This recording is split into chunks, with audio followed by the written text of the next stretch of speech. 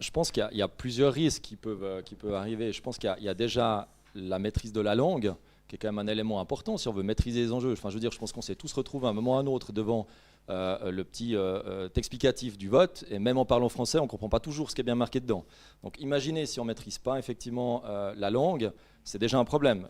Je reviens à l'aspect de naturalisation. On a des personnes qui se présentent devant le processus, qui sont là des fois depuis plus de 10 ans, et qui ne maîtrisent pas déjà complètement la langue. Donc je pense qu'effectivement, au bout de 5 ans en Suisse, 3 ans dans le canton, ce n'est pas aisé de bien maîtriser la langue. Après, il y a des éléments, on ne peut pas les exclure non plus, de détournement effectivement du vote à des aspects communautaires. On le voit dans certains endroits, des pressions qui sont faites sur certaines personnes, ne maîtrisant des fois pas effectivement correctement la langue, pour pousser à des élections de certaines personnes.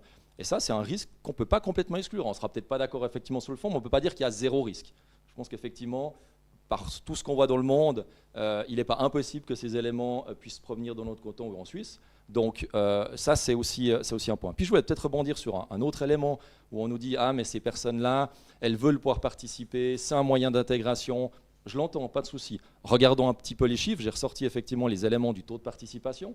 Si on regarde dans notre canton, on voit qu'au niveau des communales, une des statistiques qui était ressortie pour une des précédentes élections, on a 43% des personnes de nationalité suisse qui ont participé, là où 23% des personnes de nationalité étrangère participaient. Donc on a presque la moitié moins de personnes qui utilisent ce droit qu'on leur a donné.